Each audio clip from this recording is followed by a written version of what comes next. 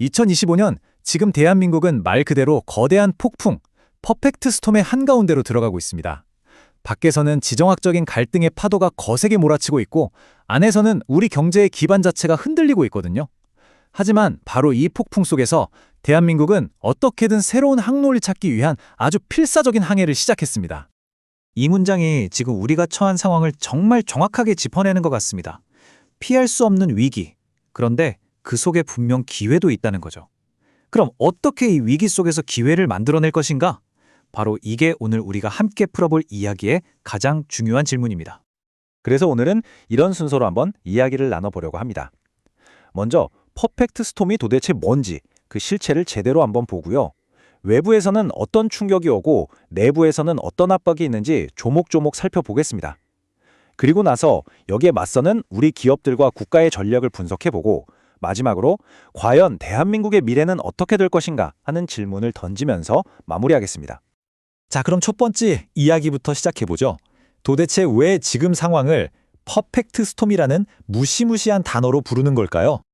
핵심은 뭐냐면요. 밖에서 오는 위기랑 안에서 터지는 문제가 따로따로 노는 게 아니라는 겁니다.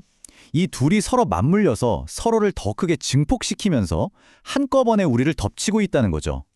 마치 여러 방향에서 몰아친 거대한 파도가 딱 한 지점에서 부딪히면서 모든 걸 집어 삼키려는 것처럼 아주 위험한 상황인 겁니다. 그럼 그 첫 번째 외부 충격파가 뭔지 한번 볼까요? 바로 우리 바로 옆에 있는 나라들이죠. 지금 점점 더 험악해지고 있는 중국과 일본 사이의 긴장 관계입니다. 이 갈등의 한가운데 그야말로 핵에는 바로 대만 문제가 있습니다. 중국은 대만은 절대 양보 못한다. 우리에겐 레드라인이다. 이렇게 딱 선을 그었죠. 근데 일본은요? 완전 정반대 이야기를 하는 겁니다. 만약에 대만에 군사적인 행동이 벌어지면 그건 일본의 생존을 위협하는 상황이 될 수 있다. 이러면서 군사 개입 가능성까지 내비친 거예요. 그러니까 양쪽도 한 발짝도 물러설 생각이 없는 그야말로 정면 충돌 직전인 거죠.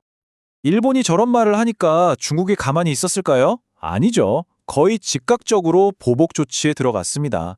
정부끼리 만나지도 않고 일본 영화 개봉도 막아버리고 이건 그냥 외교적인 제스처가 아니에요. 경제, 문화, 사회 전반에 걸쳐서 실질적인 압박을 시작했다는 뜻입니다. 양국 관계가 정말 살얼음판을 걷고 있다는 명백한 신호죠. 자, 그런데 이게 그냥 중국이랑 일본이 싸우는구나 하고 강 건너 불구경할 일이 절대 아닙니다. 왜냐하면 이 싸움이 바로 우리 경제의 가장 아픈 곳, 급소를 노리고 있기 때문이에요. 히토류, 반도체, 수산물. 보세요. 우리나라 핵심 산업들이 전부 중국, 일본과 아주 복잡하게 얽혀 있잖아요. 말 그대로 고래 싸움에 우리 등이 터질 수도 있는 아주 아슬아슬한 구조인 셈입니다. 밖에서 이렇게 폭풍이 몰아치는데 그럼 안은 괜찮을까요? 안타깝게도 그렇지 않습니다. 한국은 지금 내부적으로도 정말 만만치 않은 경제 문제와 싸우고 있거든요. 바로 원화 가치가 계속 떨어지는 원화 약세 문제입니다. 1달러에 1,500원. 이 숫자가 정말 많은 걸 말해주죠. 이건 그냥 환율이 얼마다 이런 수준의 이야기가 아니에요. 우리 경제가 지금 얼마나 큰 압박을 받고 있는지 보여주는 상징적인 수치인 겁니다. 환율이 이렇게 높으면 당장 수입 물가가 올라서 기업도 힘들고 우리 가계 경제도 정말 큰 부담을 질 수밖에 없죠. 아니 근데 환율이 왜 이렇게까지 된 걸까요? 경제 전문가들은 이걸 크게 두 가지, 단기적인 원인과 장기적인 원인이 딱 겹친 결과라고 분석합니다. 단기적으로는 미국이랑 우리나라 금리 차이가 너무 오래 지속되면서 돈이 빠져나가는 게 크고요. 더 근본적으로, 장기적으로 보면 우리나라의 주력 산업인 제조업의 힘이 예전 같지 않고 경제 기초 체력, 이른바 펀더멘털에 대한 믿음이 점점 떨어지고 있는 게 복합적으로 작용하고 있다는 진단입니다. 자, 상황이 이렇게 안팎으로 어려운데요. 그럼 우리 기업들은 가만히 선 놓고 있을까요? 천만에요. 어떻게든 살아남기 위해서 정말 필사적인 전략들을 짜고 있습니다. 그 생존 전략들을 한번 들여다보겠습니다. 2025년 이 험난한 시기를 헤쳐나갈 기업들의 플레이북은 딱 이 5가지 키워드로 요약됩니다. AI 같은 기술 혁신은 이제 기본이고요. ESG 같은 지속 가능성, 그리고 디지털에 최적화된 유연한 조직, 또 언제 터질지 모르는 위기 대응 능력, 그리고 마지막으로 직원에 대한 투자까지. 이게 다 따로 노는 게 아니라 하나의 세트가 돼서 불확실성의 파도를 넘기 위한 전략이 되고 있는 거죠. 이 중에서 특히 우리가 주목해야 할 건 바로 AI, 인공지능입니다. 요즘 AI 다들 많은 하지만 이제는 차원이 달라졌어요. 우리 부서에서 한번 써볼까 하는 그런 실험 단계는 완전히 끝났다는 겁니다. 이제는 생산성을 높이는 것부터 중요한 의사결정을 내리는 것까지 기업 운영의 가장 핵심적인 엔진으로 자리 잡고 있습니다. 그럼 AI 그냥 도입만 하면 다 성공할까요? 그럴 리가 없죠. 성공하는 기업들은 다 이런 체계적인 4단계 전략을 따르고 있습니다. 먼저 우리 부서에 이걸 어떻게 쓸 건지 명확한 계획을 세우고, 그 다음에 가장 중요한 데이터 관리를 강화하고, 직원들이 AI를 잘 쓸 수 있게 교육도 시키고, 마지막으로 우리 회사 혼자가 아니라 외부 파트너들과 함께 생태계를 만들어 나가는 거죠. 이 네 박자가 딱 맞아야지 AI가 진짜 강력한 무기가 될 수 있습니다. 자, 그리고 이게 바로 아까 우리가 봤던 외부 충격에 대한 기업들의 구체적인 답변입니다. 예를 들어 삼성전자를 보면 아예 사업 위기 관리, 그러니까 BRM이라는 조직을 새로 만들었어요. 혹시라도 공급망에 문제가 생기면 최고 경영진이 직접 아주 신속하게 의사결정을 내릴 수 있는 시스템을 구축한 겁니다.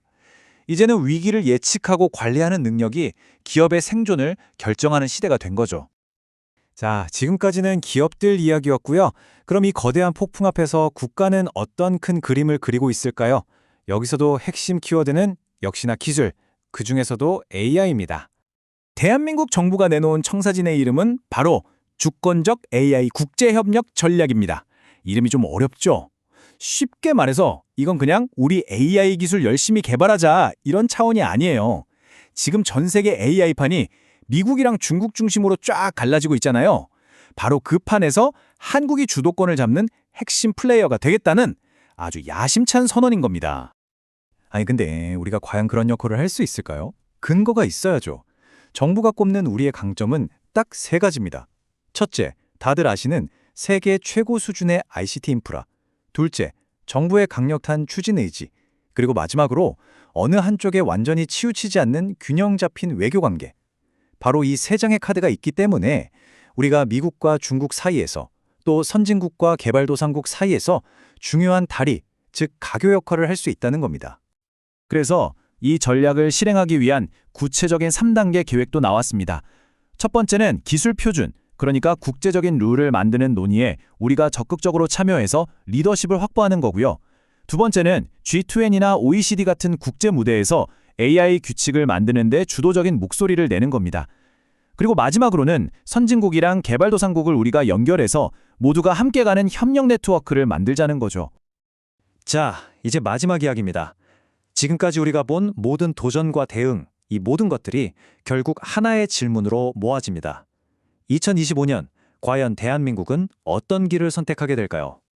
여기서 우리가 놓치지 말아야 할 정말 중요한 포인트가 하나 있습니다. 지금까지 우리가 본 이 모든 혼란과 위기 대응은요, 사실 그냥 허둥대는 게 아니라는 거예요. 이 엄청난 압박을 오히려 지렛대로 삼아서 세계 무대에서 우리의 영향력을 키우려는 아주 치밀하게 계획된 시도라는 거죠.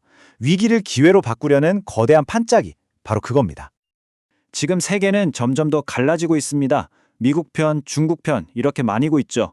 바로 이런 세상 속에서 과연 대한민국이 갈등을 중재하고 기술을 연결하면서 이 분열된 세상을 잇는 진정한 가교 국가가 될 수 있을까요? 아니면 그저 강대국들 사이에서 눈치만 보는 방관자로 남게 될까요? 이제 그 선택의 시간이 다가오고 있습니다.